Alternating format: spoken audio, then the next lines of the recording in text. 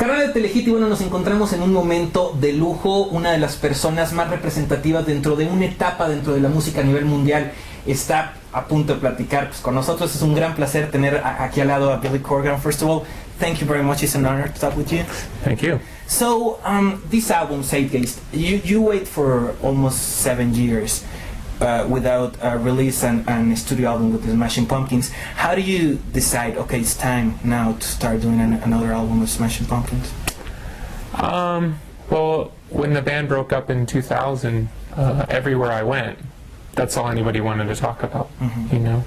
And after a while, I started to miss the band. You know, I missed the music, I missed the fans of the band, and I started thinking, like, you know, maybe still have the band and still do other things. Like it doesn't have to be band and solo. I mean, band or solo can be both. So, for me, then I thought it was just good to have the band again. Cool. And I believe that every album has his lessons. What could be the most important lesson that Zeitgeist gives to you?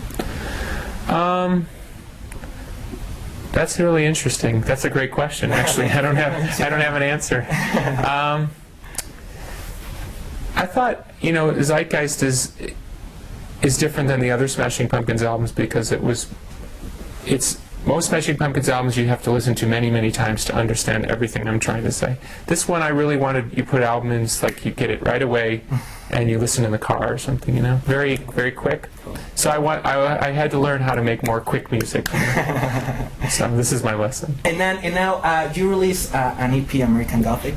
Tell us a little bit the difference between the sound of that 4 songs if you compare it with the songs of Zeitgeist. Right. Well, American Gothic is just 4 songs. It's more acoustic, a little more peaceful, but it still has some rock. But because there were songs that were left over from this because we were trying to get that sense of quick.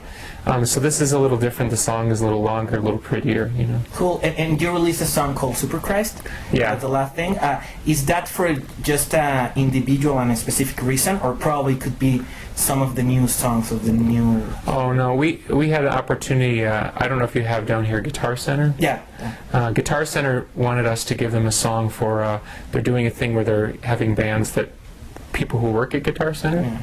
So they said, oh, if you can give us a song, you know, it would be a really great thing. So we gave them a song and then we made a video. So if you go on YouTube, you can see the video. I don't know if anybody's playing the video on TV. It's very long. It's like 7 minutes long. That's long video, but it would be yeah. Well, you should maybe show Super Christ. I know. And now talking about yourself, long time ago, how did you start getting interested in music?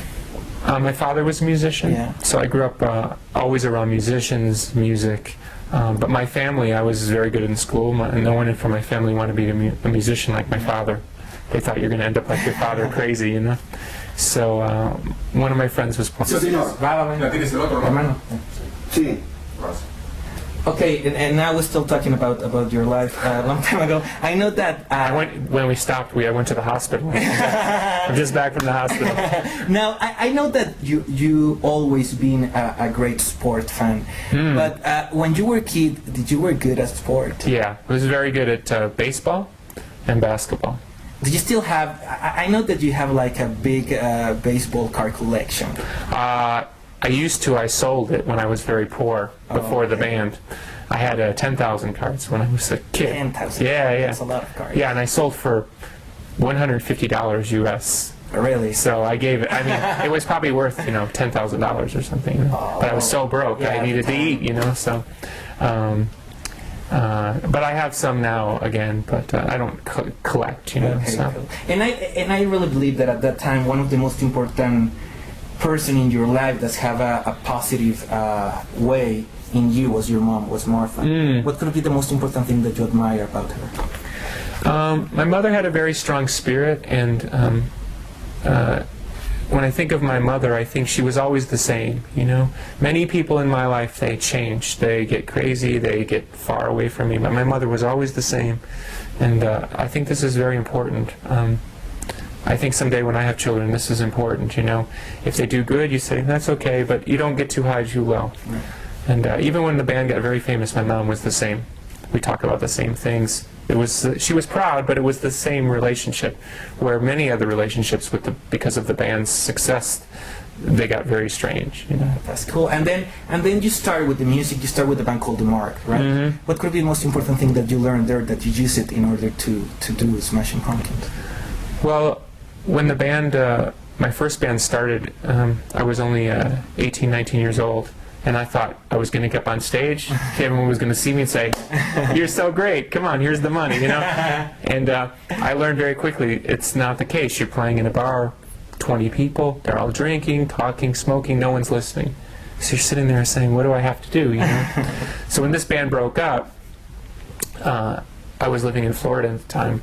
I moved back to Chicago, and I realized if you're going to get people to pay attention, you have to have something to say. So I started working very much on songs, lyrics, and really thinking, okay, I have to have a very special band. So in my mind, the idea of Smashing Pumpkins was born, you know, almost like larger than life. So it's like, you know, a cartoon. I needed to find cartoon people, you know. Now, do you remember where was the time that you, for the first time, imagined the name Smashing Pumpkins? I was sitting at a friend's table, and somebody was joking, telling a joke, and somebody said something about, "Oh, did a Smashing Pumpkins," and I said, "Huh, that's a good band name." That was it. And that was it. Yeah, and so then when I would meet people in bars, you know, and they say, "Oh, what are you doing?" And I said, "Oh, I have a band, the Smashing Pumpkins," but there was no band. Okay. There was no band. No James, no Jimmy, just the name. And so I always thought it was like a joke, you know. Yeah. And then, so then I would tell, you know, the name, and then 6 months later, I'd run into, "How's your band, Smashing Pumpkins?" They would never forget the name. Oh, and you say like, do it. Yeah. But then in the beginning, I think it was James. He said, "Oh, this is a stupid name. We should change it," you know. I said, "Well, we'll just use it for the first couple shows." Yeah. But once you play one show, It was. then you have to keep the name, you know. So that was that.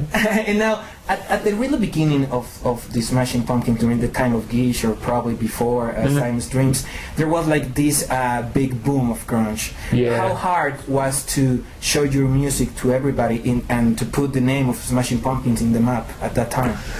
Well, things were very different, you know. If you were very lucky, you know, at that time, you would maybe get one song on MTV one day a week. Okay. That was if you were lucky. Yeah. There was no 10 times a day.